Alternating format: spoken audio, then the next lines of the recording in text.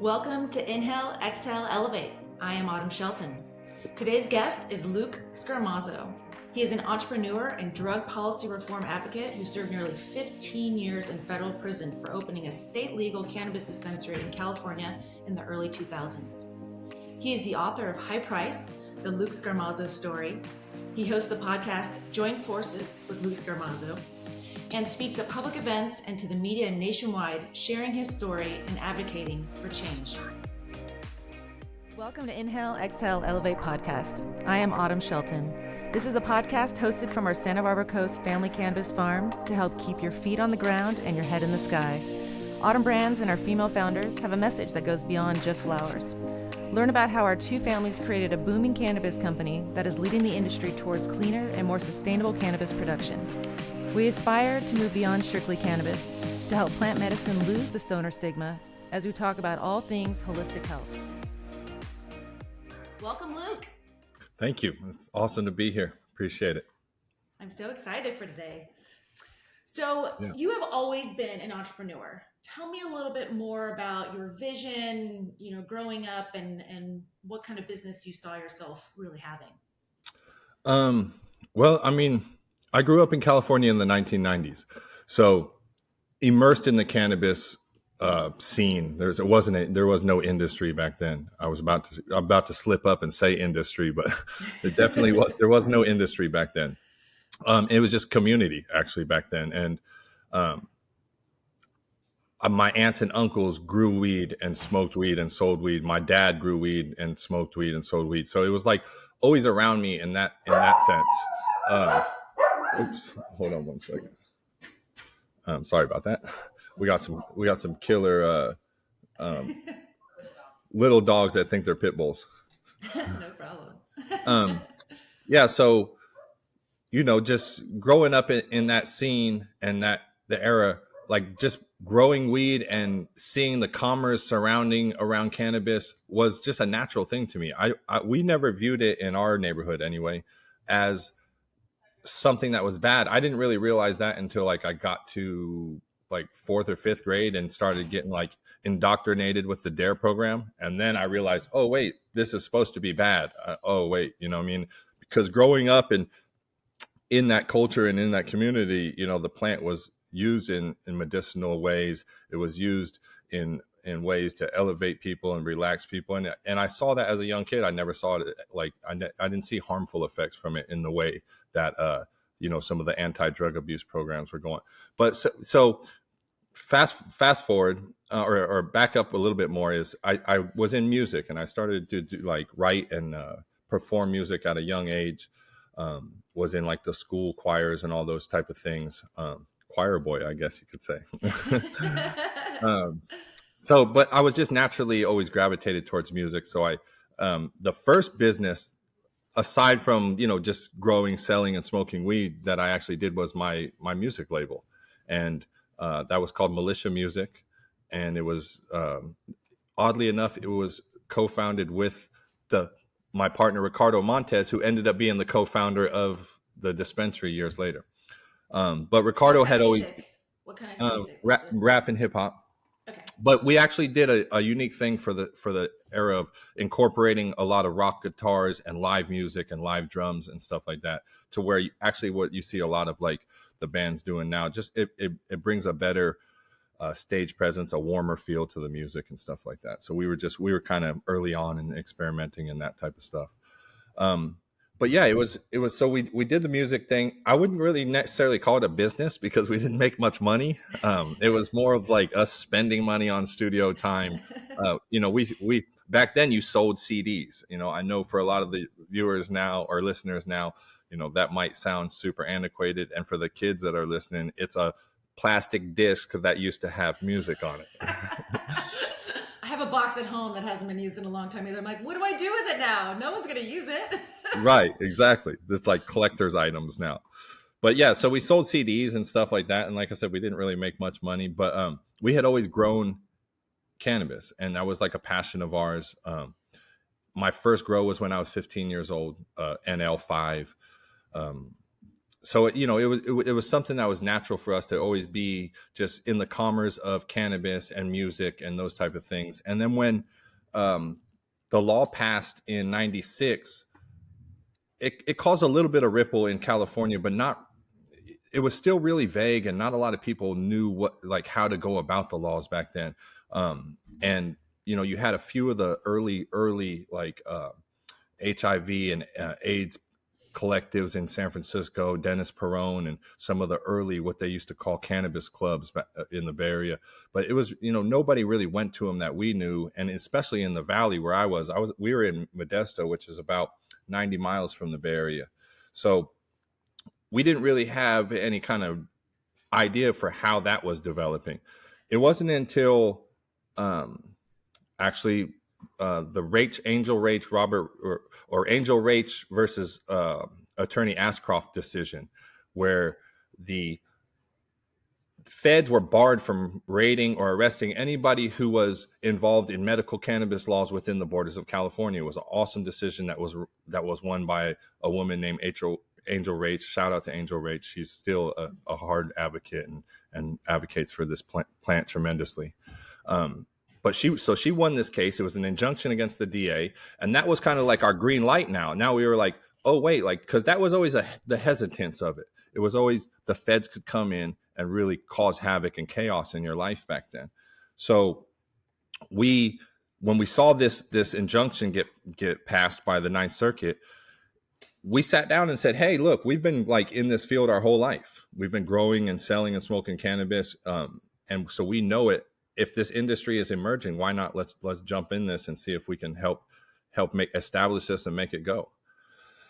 So that's what we did. In 2004, Ricardo Montes and I opened California Healthcare Collective. It was one of the first dispensaries in the state, really. There was probably a handful in the Bay Area at that time. It was the first in the Central Valley.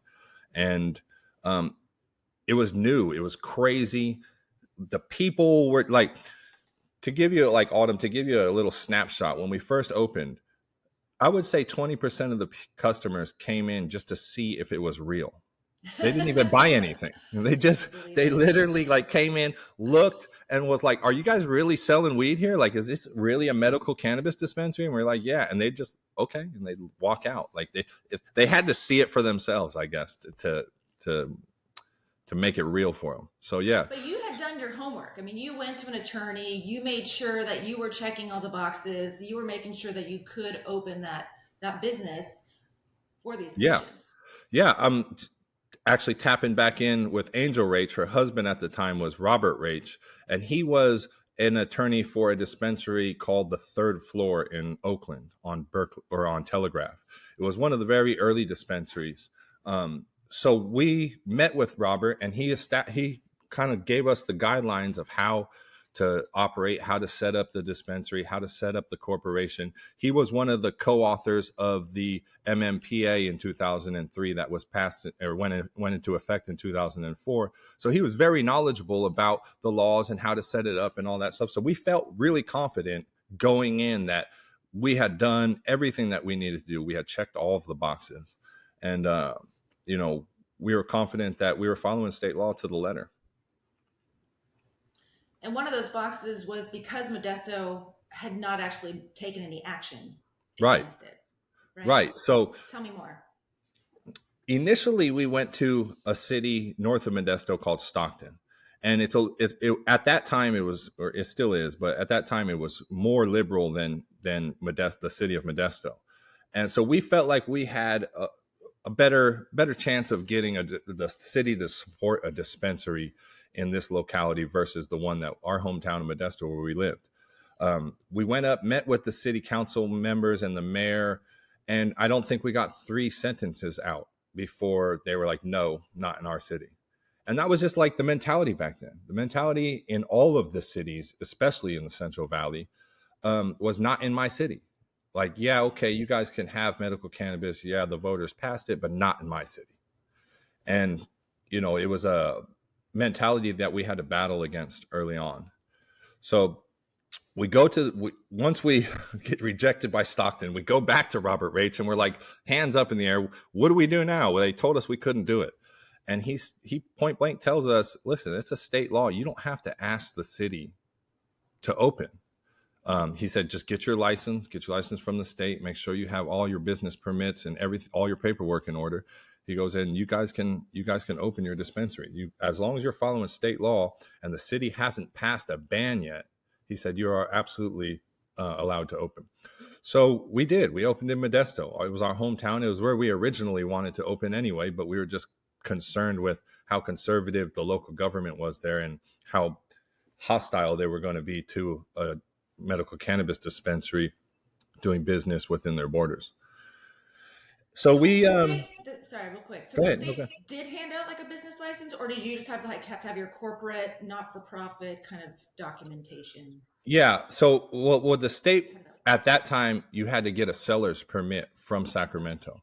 So yeah, and it's no different from any seller's permit that anybody had, but at that time you had to have that for a cannabis retail dispensary, and then you also had to have the whatever the city, if the city had a policy, you of course would have to follow it, but if they didn't have a policy, then you had to follow whatever policy was in place to open any business. And at that time, there because medical cannabis dispensaries were so new, a lot of the cities were trying to catch up to some of this policy making. And many of them had knee-jerk reactions of just moratoriums and bans because they were just scared of it. It was the sky was falling at that time. It wasn't like it is now today where it's accepted. It's a viable tax resource and revenue resource. Back then, it was still, taboo. It was law enforcement heavily against it, city attorneys heavily against it. Of course, the federal government very heavily against it during the Bush administration, and even early on in the Obama administration, it was pretty crazy.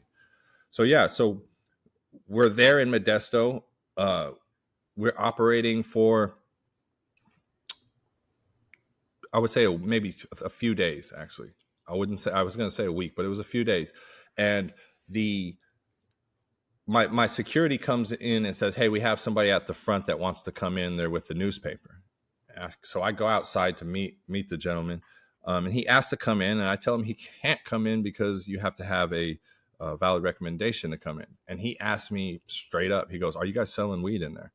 It caught me so off guard, like, because I'm coming out very business-like, hey, no, we can't come in here. And then he's like, hits me with this, "Are you selling weed in there?" And I'm like, like I paused like for a second because I didn't know, like, do I say yes? Like, this is the reporter. Like, whatever I am saying right now is going into the public record and into the newspaper. So I'm like, but I was like, what I have to say yes. What am I going to say no? Because he could literally sit out in the parking lot and just wait till the next customer walked out with their bag, and they will show him probably. So I'd look like an idiot either way. So I was like, yeah, we're selling medical cannabis in here. He's asked to come in again. I said you had to have a valid doctor's recommendation, and then he just left.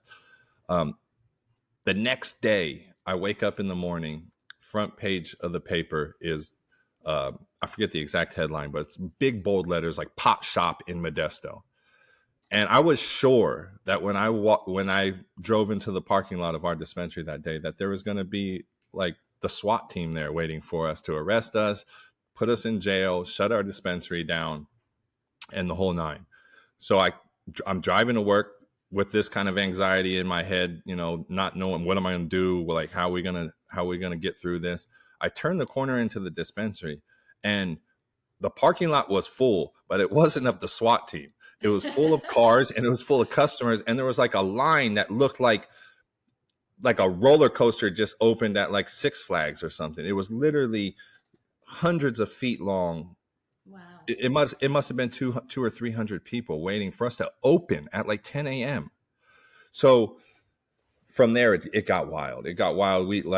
We started doing an exceptional amount of business. New patients were registered every day. I think when we were arrested, when we were raided and arrested, we had upwards of like 3,000 to 4,000 registered patients that were coming into the dispensary. And it was literally because once we established in Modesto, and those knee-jerk reactions that I was talking about earlier happened in all the surrounding cities in Sacramento, Stockton, Merced, basically all the surrounding cities of the central part of the state. What Modesto did was essentially create a monopoly for CHC in us. And now we have the only dispensary in like a 100-mile radius in the central part of California, which is the 5th largest economy in the world. Wild. Thank you. Like, what? Well, the demand is there. I mean, it's incredible to Right. see that people don't want to just buy it on the street. They want to go somewhere. These are patients. These are people that have, a medical recommendation from a doctor that they really are looking for something that's going to help them. Right. It's incredible. And I mean, it was a service. I mean, that's what people were looking for. So there was a need. Yeah, and it was a thing like we wanted it to feel like that. We wanted it to feel safe. We wanted it to feel like you had a welcoming environment. We were trying to just we had a lot on our shoulders of the early dispensary operators because we had to establish and fight against a decades worth of misinformation and stigmas. So when we are establishing these dispensaries, we are like going over and beyond to make them more welcoming, well lit, have the patients be able to come in and the customers be able to come in and look at what they're buying, be educated on what we're giving them. Like those things didn't just happen. Like we had to make a conscious effort to do those things. So it was an exciting time for real. I can't even imagine. I mean, we're still going through this 20 years later. I still Right. have NIMBYs here fighting against us and trying to take us down 20 years later. So I Yeah. can't even envision the stigma and what you had to go through at that time. Just so incredible. And then from there, your demand grew. So then you needed to get new genetics, right? It couldn't just come from Right. local or new. So you had Right. to really kind of network and meet new people, and then and travel and transport, became a distributor as well to Yeah. go and pick it up and bring it back, right? Yeah. So yeah, well, I mean, the game hasn't changed. There's just 10 licenses involved now in the supply chain and a tax bracket on every single one of them too. Right. But Yeah. back then you were the distro, you were the transport, you were the cultivator, you were the retail, you were almost everything all the way down to the end consumer. But yeah, so what ends up happening is we start to get this influx of patients and customers that are coming in, and the dispensary's open from 10 to 7. At 7 p.m. every night, I'm literally spending the next 4 to 5 hours searching for the inventory to be able to open the store the next day. Because we're like literally going through everything we have by the end of the day. Like we're barely making it to closing time. And so I'm going around all the growers in the Central Valley, tapping them for all of their high quality top shelf product. So it gets to a point where we're getting kind of like having trouble keeping up with this demand with our supply levels. So one day a guy comes in, he looks at our board, and he asks to speak with me. I come out to speak with him, and he kind of says something about the board looking so-so. And I'm like, all right, did you come in to call me out of the office to be a dick? Like, what, do you have something to say or what? And he says, yeah, I can probably help you out with some of this. Long story short, he ends up linking me up with a good the partner who linked me up is a guy named Addison Demora. Shout out to Addison. He has Legends of Hashish, and he's doing his thing now. But back then, he was just a guy that grew, and same with us, guy that grew, sold, smoked weed, and loved it. And so he came and gave me the introduction to basically some of our partners up in Mendocino County, Willits area. We went up there, met with a gentleman named Jerry Scarborough. Shout out to Jerry. He's out of the business now, but he was the distro back then. Basically, all of the growers in the Emerald Triangle and mainly in Mendocino, but even further up, as far up as Garberville, would basically bring all of the cultivars and finished product that they had to Jerry's house, and we would go up there and basically be able to pick whatever our cultivars were that we needed for the particular days or weeks that were coming on. It turned into like a thing where it was like a train. Like we had no more supply issues anymore. We were able to tap in up there for 50, 100 packs coming in over every week. Before we were scrambling to find 20 or 30 pounds to be able to maintain a few days, and now we have it to where we have 50 to 100 pounds of the top best strands in the world coming into our dispensary. And that was all through Jerry. Jerry was a monster in what he did. Um, and from that point forward, like our supply was not a problem. Our quality was top, but we got the cultivar that we wanted. We were searching for Granddaddy Purple for literally like a year, and nobody would give us these cuts. We rarely found it in a dispensary, and when you did, it would go so fast that you couldn't get it for very long. So Was the one of the high just first better of GDP, or what was the magic at of that it? time, what it was there wasn't a lot of purples. Now kids, trust me, back in the day all weed wasn't purple. There was, What? so yeah, for right, but there wasn't a lot of purples around back then. So that was one of the intriguing things. That's what made it exotic, right? The look of it, because when you had a pound in the turkey bag and it was like 4 or 5 feet away, Granddaddy was so purple that it almost looked black. Like it almost looked unappealing, like from far away in a bag. You're like, oh, like why is that so dark over there? And then when you got up to it and saw that it was a nice deep purple with white crystals all over it, you're like, oh wow.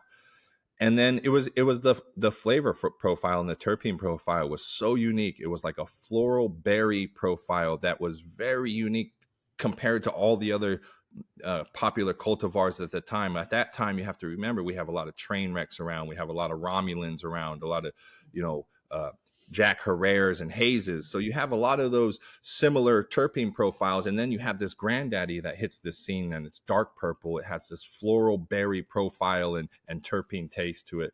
And it was very, very unique. And the potency level on it, the growers that were growing it for us up in Mendocino hit a home run with how they had developed this cultivar. And it was to a point to where I have, to this day, I have yet to see a Granddaddy grown to its full potential that could compete with what them boys up in Mendo were doing, and women, actually. Let me say boys and women, because there was one of our best growers of the Granddaddy Purple was a woman, and she was awesome at what she did. And every time she came into the dispensary, we were happy. Like when we saw her name on the vending appointment, we were like, oh yeah, we're getting some fire in here. So yeah, that Go was, women. yeah, shout out to the women, man. Okay, so let's fast forward. So let's see. Business is booming. Patients are very happy. The city has banned it in Modesto, but they can't touch you. How do the feds get involved? So we're going through litigation with the city.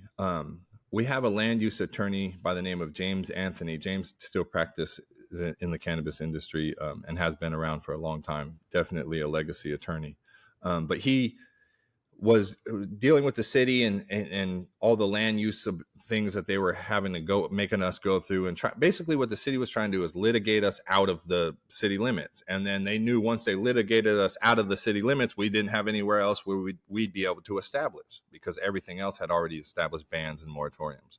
So, but we were on solid legal ground. We were open before they established their dispensary. I mean, their bans and moratoriums. So, in essence, what in legal terms it's called being grandfathered in. So, if your business, you see it with a lot of like sex toy shops and stuff. Like when they outlaw them, you'll have one that is allowed to still exist, maybe in a certain locality, because they were doing business before the city council had passed any kind of laws or something like that. So that was basically what happened with us. So being grandfathered into that situation, the city now is beginning this litigation back and forth, and they were losing. And once they saw that there was no way that they were going to get us out of the city legally, they just called the federal government and said, hey, look, we have a dispensary here. We know it's illegal federally. Will you come in here and get rid of them? Wow. Yep. So on my daughter's birthday on September 27th, 2006, the DEA raided us, raided our dispensary, raided all of our homes, machine guns, kicked down the doors, pointed guns at our family members, walked out moms and dads like onto the front lawn. Just total overkill, totally unnecessary. Like, we're dispensary owners. This is even if you want to go by the book, this is a non-violent drug offense. You do not need to come in with machine guns, scaring children, scaring mothers and grandmothers, when you know that this is not a threatening thing to the community. I So mean, you weren't hiding. It wasn't like you were hiding, in some basement. You had Right. a shop on a main On the street, main strip right? of our city. Yeah. Yeah. And I mean, to tell you 100, to tell you the truth, if they would have gotten a valid doctor's recommendation and showed it to our security and showed it to our receptionist, they would have been able to come in and buy cannabis, and they could have talked to us then if they needed to. It's just like but again, the mentality back then was a lot different, and law enforcement still was very antagonistic to medical cannabis. I think a lot of the old drug warriors felt that if they hammered down and stomped it out hard enough, that it would go away. And well, they underestimated the resilience of this plant. So from the point of you, because you got arrested, you and your partners, and then you got out on bail for how long? For a little while before then Yeah, getting so we're sentenced. we're arrested. I get out on bail for 2 years. I'm fighting my trial for 2 years on ankle monitor, and that was super restrictive, basically on house arrest, and had a federal ankle monitor on, had to check in, had to do drug testing, had No to consuming cannabis. no consuming cannabis. Even if you had a valid doctor's recommendation, the federal government does not recognize it. Um, and so yeah, that was a difficult time because now um, I'm unemployed. I'm awaiting a federal trial where I have 20 plus years hanging over my head. Um, I'm on house arrest. Um, yeah, no income coming in again, and just the money that I did have saved up dwindling quickly. And then add in attorney fees and lawyers and all that nonsense, and it was definitely a challenging period. And then we went into trial. The trial was a joke, that we couldn't present any of our evidence. We couldn't say we were a medical cannabis dispensary. We couldn't even say the words medical cannabis. That's how ridiculous it was. You are barring us from saying the name of our business, the what our business does. Like, that doesn't make sense. Like, Just in because it's courts, federally illegal, or yeah, because it's federally illegal. The rule is that state law has no relevance on a federal charge. So why you are selling cannabis does not matter to the federal government. The only thing that matters is that you are selling cannabis, which is a violation of their federal narcotics laws. Your reason for selling cannabis doesn't matter to them. They don't recognize medical efficacy of cannabis yet. Hopefully they do when we get some Schedule 3 stuff going on, and complete descheduling if we can really do what we're supposed to. But you know, yeah, so they come in, it was a kangaroo court. Not surprisingly, we get found guilty. Um, and Ricardo and I are both later sentenced to 20 and 22 years in prison. And that was our first offense. That was our first offense, first drug offense, first federal drug offense. Like, we haven't been in trouble in the feds before. We're not repeat offenders that were like, oh yeah, well, they got 20 years on their third time selling weed federally and been in prison. Like, this was our first offense. I didn't realize what the federal government does to individuals with nonviolent drug offenses. Because when I got into prison, I'll back up, but when I got into prison and saw how many people were in there for 40, 50 years, life sentences on your very first drug offense, it was mind boggling to me. So rewind, we're back in the courtroom. They sentenced me and Ricardo and in the feds, they sentence you to months too, which is interesting because when you're sitting there in front of the judge and he reads my sentence off and he says, Mr. Scarmazzo, I'm sentencing you to 262 months. Now I look up in the air and I have to do the math on that now. Like, yeah, what, put but in I knew, months. I knew immediately. I'm like, okay, well, 240 months is 20 years. So it's more than that. So that's initially in the courtroom, I just knew it was more than 20 years. I didn't even know it was exactly like 21 years and 10 months or almost 22 years. But I just knew it was more than 20 years. And I felt like I was stunned, I guess to say. I was just kind of walking. They take your tie off of you. They take your belt from you. You walk into like a holding cage. The marshals walk you like, they don't give you a chance to hug your family or anything. They just come right behind you. Once that guilty verdict is read and you are guilty, and it's that long of a sentence, they just take you away. And one of the most painful memories I have of that time is I look back into galley of the courtroom, and I saw my daughter's face, and she was crying so hard. When you know when a kid cries so hard that there's no sound comes out of their mouth, and that's what it was. And I will never forget Jasmine's face then when I looked back, and that's one of the reasons that I'm so inspired and motivated to do advocacy, because I never want to have anyone have to experience what I did in that courtroom that day. Because when I looked back and saw the pain that was on my family's face behind me going to prison for a nonviolent cannabis offense, I knew that that was something that I had to change. So yeah. Wow.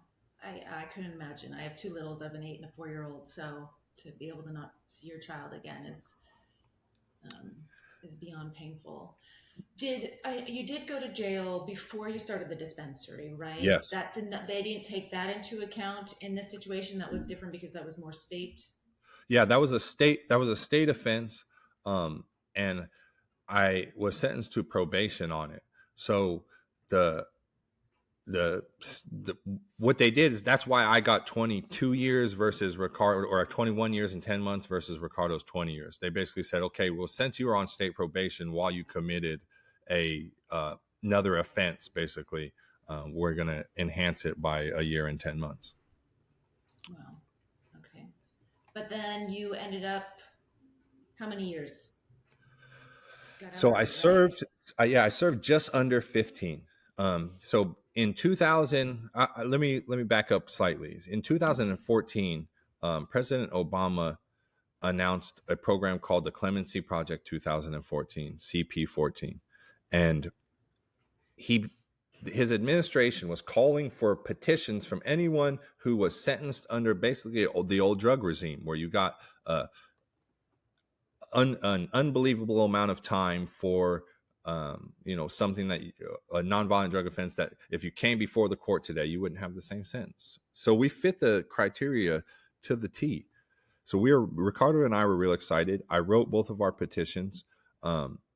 Our cases were the same, so I really only had to change our name on the top of the petition. We had the same charges. We went to trial together. Our offense conduct was the same, and so we put it in. We were very hopeful. Um, on January 6th, 2017, I was called into the office by my counselor, handed a piece of paper from the pardon attorney that said I was denied clemency. They don't tell you why you're denied clemency. It's executive privilege. They just tell you that you can apply again in a year. It was pretty devastating because I thought we had a really good chance of getting out, because we were following state law. We got 20 plus years. We weren't gonna, it just, we fit the criteria so perfectly that I thought for sure we were going to get some action on it. So when I called Ricardo, or I didn't call him, I called his family and let them know, hey, I didn't get it. Let Ricardo know, remain hopeful, but this is what happened with me. By the grace of God, on the day before President Trump took office, President Obama granted clemency to Ricardo, and Ricardo was released. It was one of the happiest times in my incarceration, because I knew what my brother had went through. I knew what his family was going through, and I was so happy for him to be able to get out. But it was a really difficult conversation to have with my daughter and my family, telling them like, hey, be happy for Ricardo and Nina, his daughter, and his mom and dad. And I know it's hard that I'm not getting out and he is. It's unfair, yes, but we're going to keep fighting. And it was there was so many of those. There was so many times where it was like I had to explain the letdown of the system. Hey, they just didn't get it right here. Or, yeah, we got denied because the judge didn't see it our way. And it was years and years of that, and it was difficult because my family had to deal with repeated letdowns in these situations of when they knew that this case was an injustice, and that it just seemed like we weren't the words of this injustice weren't reaching the right ears. And so I just had to continue to focus and tell them, hey, look, we just got to keep doing it. We got to keep grinding. We can't quit. If we quit, I do this whole sentence and I get out, in 20 some odd years when I'm nearly 50 years old. And I'm not accepting that. I'm not accepting Do you that. think So Do you think, yeah, he got out a little earlier just because of the probation that you had, the extended part that you had, Um, or who knows? who knows? Like, the more I learned about the clemency process is a mess, and even the people involved in it in the government will tell you that. So for your listeners, I'll break it down really fast. So your petition goes into the office of the pardon attorney, and that can go to any desk in the office of the pardon attorney of a bunch of attorneys that are there assisting, reviewing petitions that come in. Okay, it has to get checked off and approved at that stage. Once it goes from that stage, it goes to the DOJ, and when it goes to the DOJ, it gets given to the prosecutor, your local prosecutor who prosecuted your case, and then career prosecutors to review your case to see if it passes that phase. And then it goes to the deputy attorney general. And there's 7 layers of this process that go all the way up to the counsel for the president, and then the president finally signs it. So at any one of those layers, whatever desk you get routed to at any one of those things can get killed at any time for any reason. So it's such a maze and Byzantine process that is very arbitrary and very, very subjective. So what we're trying to do right now, and shout out to Mark Osler and Rachel Barclow over at New York University or Minnesota University and New York University for the work they're trying to do. But they're trying to convince the president, and not only this president, every administration, they've been very vocal about this, is to take the pardon attorney power out of the DOJ, because there's a conflict of interest when you're asking prosecutors to go behind and basically nullify another prosecutor's conviction. They just don't like to do that. They have a real qualm about somebody taking their accomplishment off the wall, so to speak, right? Even though these accomplishments are people, and those accomplishments are years in prison. So what we're trying to do now is we're trying to advocate for the administration to take it out and let it, and then create a committee that has people who are justice impacted, people from the DOJ, but now the DOJ doesn't have the sole veto power as it does in the process now, but now their input is definitely valuable and is needed in this process. So you create this panel that has, stakeholders that are all involved in the process, and the stakeholders will have equal ability to be able to pass and review these petitions, but it won't be so bogged down in the bureaucracy of the DOJ and the stigmas and all the mentalities that the career prosecutors have. We ask them to have this mentality, and then we ask them to reverse it when we have a clemency petition in front of their desk, and it's just not something that works well. Yeah, it's not Yeah. effective. So you've learned so much through this process and gone through so many different facets of cannabis and how it started, and now the legal system and the criminal justice system. At what stage were you inspired to share your story in this book? I mean, really from the beginning. I always wanted to share the story because I knew it was an important story. I knew it even when it was happening. I knew that this had historic implications because of just we didn't have any precedent. There was no cases that we could look back on and say, oh, well, this is how we argue this, or this is how we do this, or even our business. There was no business model to say, hey, this is how we run a legitimate medical cannabis dispensary. So I knew that the story had a powerful message in it, but you know, I I used to have trouble with when my teacher would say write a 10-page essay. I'd be like, oh, and I would like put it off till like the last day, and then I would crunch it in, and it would be, half-ass work. But so it was when I thought about writing this huge book about this topic, I was like, oh man, that's just too much. Like, when am I ever going to do that? So I was like, I started it and I got maybe 10 pages into it in the law library, because I was in the law library studying the law so much, and they had typewriters and stuff in there. Typewriters are a thing. They still exist. Um, and so I got like 10 pages done, and then nothing. Years and years went by, like 2 or 3 or 4. And I didn't start again until I got put in solitary confinement. I got put in solitary confinement because I had a positive cannabis test, and they put me in for 75 days on my first one. And while I Did was you in, get you were able to get cannabis while you were in there? Someone. yes, Yes. Yeah. Yeah. There's definitely ways to get cannabis in prison I've seen through. it in the movies. Yeah, exactly. I don't want to give Exchanges. up too much game. I don't want to get anybody in trouble, but yes, you can Yeah. definitely get it. Um, so yeah, I'm in the shoe or they call it the shoe secure housing unit. It's solitary confinement. And I start to run out of reading material. Books are like your lifeline in there because you're trapped in a concrete room. Your meals come through a slot. You don't get out. You go like to a recreation area, air quotes, but it's just a dog kennel that's 10 feet down the hallway in the same place in the same building. So it's not really recreation. Um, so I run out of reading material, and that's like again like your lifeline, right? So now I'm trying to think of things that I can do to occupy my time in there, and I say, okay, I'm going to write this book. Cool. It'll give me something to do during the day and I'll start to do it. So I made a deal with myself that I would write 4 pages a day. I didn't want to I wanted to do something that was going to be easy to bite off, not discouraging, something I could handle. So I was like, cool, I could do that. But the reason I was writing 4 pages a day was because that's all the pages they give you per week. You get 4 pages a week and 2 envelopes and 2 little flex pens. So I get up all excited. I do my 4 pages, and then I'm like, oh, wait, I didn't think about what I'm supposed to do for paper for the next day. Like, how am I? Yeah, I got to figure this out, right?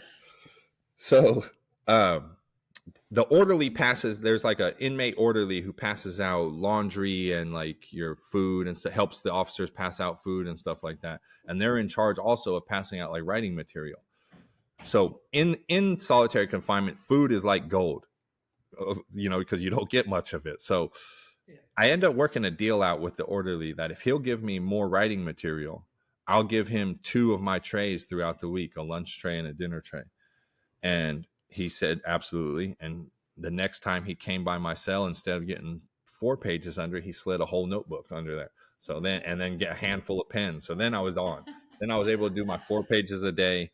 And after like a few weeks, I had like 50 pages done. And I remember just looking over at the pile and thinking, I got something now. Like I'm inspired, like I'm motivated, I'm inspired to write this now. And once I had like a foundation, it was easy after that, to tell you the truth. It wasn't hard, man. Anybody who wants to write a book, just start, just do it. And trust me, it's not as hard as you have. Is the obstacles aren't as big as they are in your mind. And I just really wrote it like a movie playing out in my head. Of course, I'm going off of my own memories and stuff like that, which is a lot easier to do than crafting a whole plot and coming up with, a novel or something like that. But for me, it was really easy. I just wrote what I saw in my head as close as I could get to the exact memories and dialogue that I had with people. And high price is what ended up out of it. So you've written a book, you're focused on your advocacy. Any Yes. other plans to get back into the cannabis industry, or I guess now we're in Yeah, industry, retail, cultivation, anything? sure. What, Yeah, I mean, I'm right now. We have so many things going on. I'm just blessed to be able to be busy like that because in an industry where a lot of people are struggling, I'm blessed to be able to move and still do work and do the things that I love and I'm passionate about. And so yeah, we got Joint Forces, which is super dope. Our podcast is going to be dropping next month. Um, exciting. yeah, it's super exciting. We have an awesome lineup. Magic's from Cartel Crew, Burner from Cookies, Mary Jane, a hilarious comedian, um, Jeff Jones and Dale Jones, Legacy. I'm the cannabis couple, I would say, I guess. Just the lineup is awesome that we have. I'm so humbled by it. And so I have that. We have High Price. I'm so excited doing book signings. Like I get to do book signings. There is no time in prison where you would be like, yo, you're going to be a year from now in a dispensary doing book signings. I would have been like, yeah, right. You're crazy.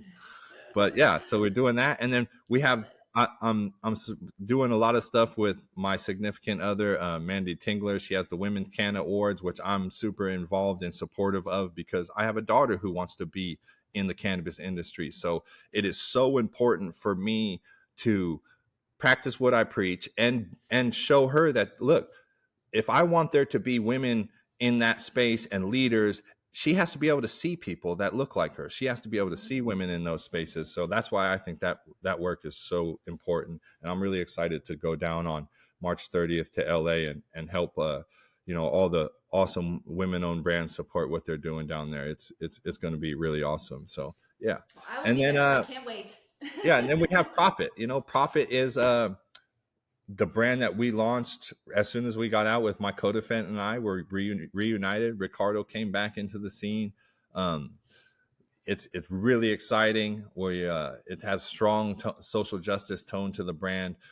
We are sourcing the best of the best fire, and we're trying to give it to people at the very lowest cost that we can, because we think that, like, our philosophy at the company is everybody should be able to experience exceptional cannabis. It shouldn't be priced out to where only a certain price range of people can get it, because the ability of the plant to reach people shouldn't be barred by price. So one of our things is that we try to source the best price, and then I hammer our vendors to say, hey, look, man, come in and tie in with us on this social justice cause, and give this to the people at the best price we can.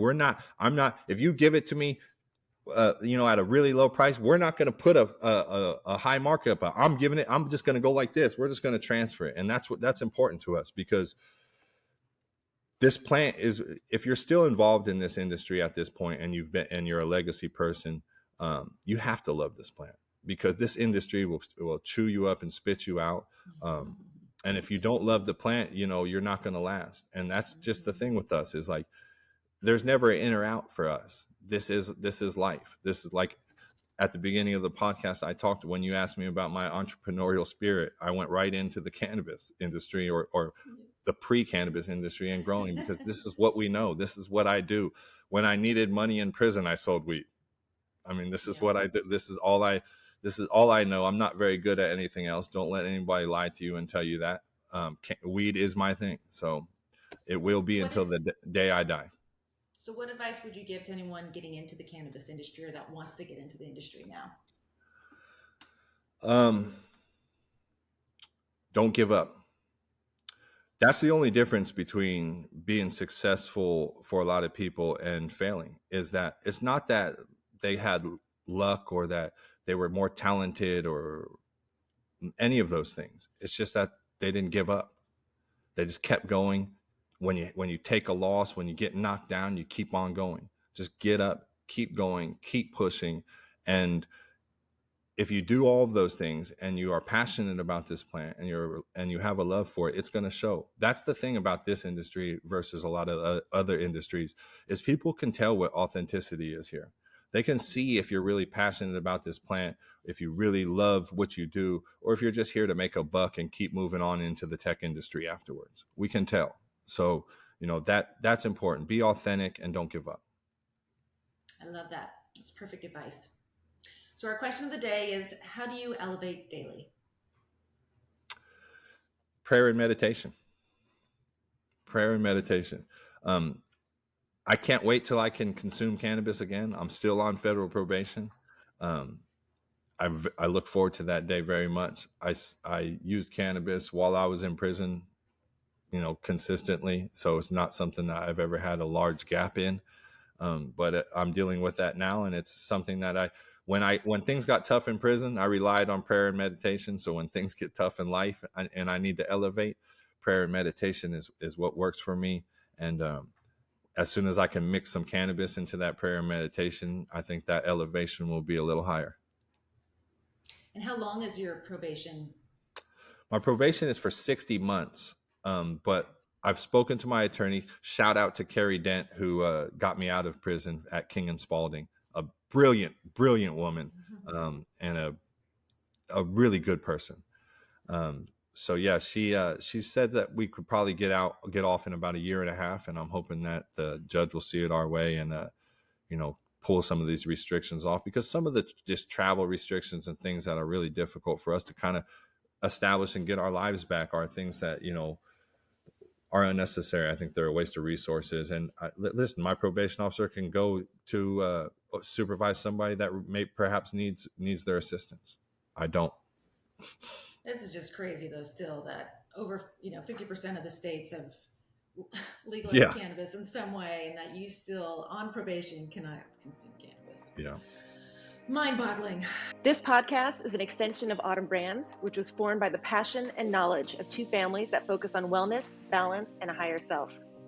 Our family farm along the coast of Santa Barbara County uses sustainable farming techniques, natural sunlight, and pesticide-free cultivation. You can find our products in dispensaries and delivery services throughout the state of California by going to autumnbrands.com and clicking on Buy Now, or you can find us on Instagram at autumnbrands_. Where can we find you, Luke?